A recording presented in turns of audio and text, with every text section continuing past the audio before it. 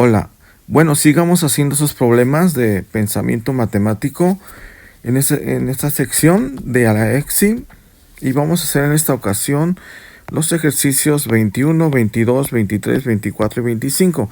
Empecemos con este, selecciona un ángulo coterminal de 20 grados. Bueno, un ángulo coterminal que tenemos que saber qué es la definición.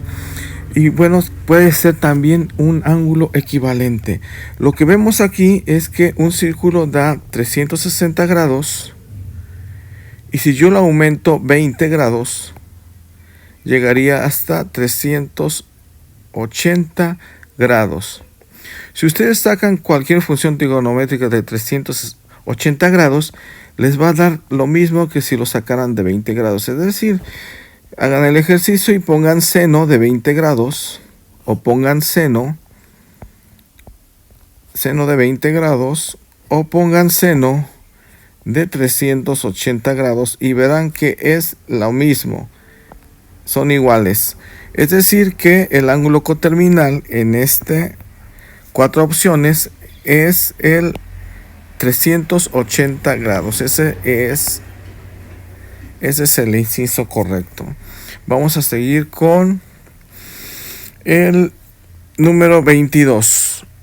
Ok, el número 22 me dice en la representación gráfica en forma de barras de una variable donde la altura de la barra es proporcional a la frecuencia de los valores representados. ¿Cuál es la definición en estas cuatro opciones? Bueno, pues vamos a observar y puedo decir que voy a sacar una gráfica y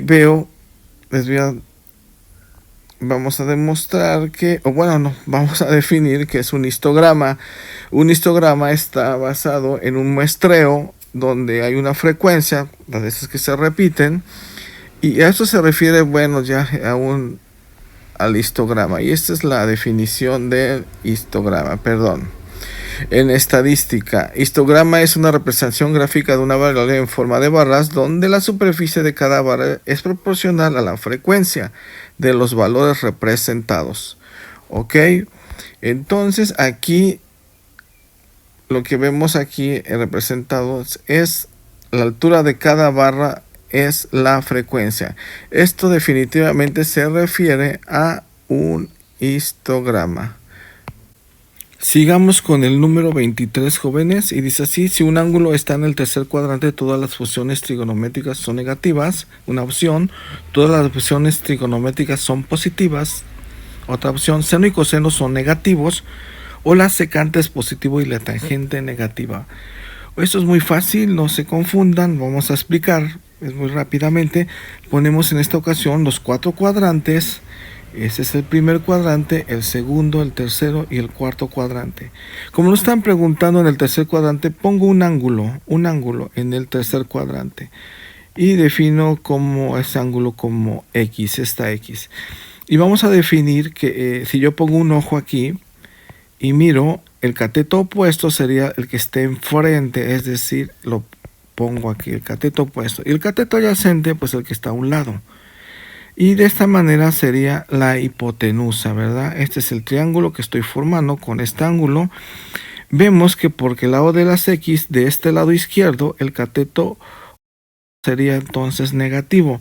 Y del lado de las Y, pues como todos estos lados negativo, el cateto opuesto sería también negativo. Sería esta misma distancia, ¿verdad? Es casi exactamente un cuadrado. Y también sabemos la condición que la hipotenusa es positiva en cualquier cuadrante por la condición del teorema de Pitágoras, que dice que la hipotenusa al cuadrado es igual al cateto opuesto al cuadrado más el cateto adyacente al cuadrado. Y hacer al cuadrado menos por menos me da más en las dos opciones, y esto se hace positivo en todo tiempo.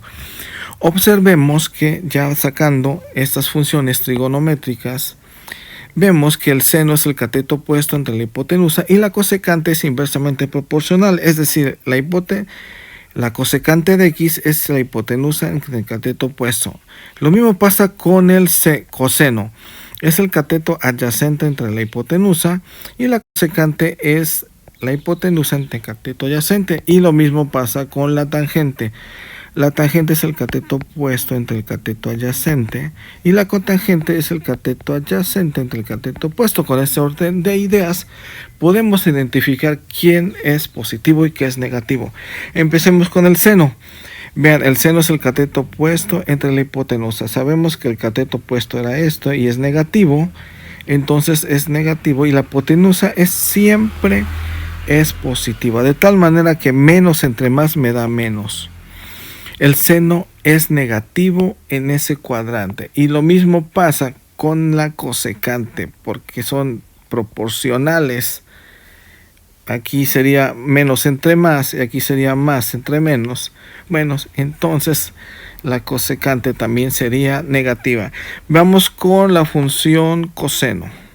Es el cateto adyacente y también sabemos que es negativo. Vean, aquí está el cateto adyacente entre la hipotenusa, que es positiva. Entonces esto me resulta que el coseno es negativo y también la secante es negativa.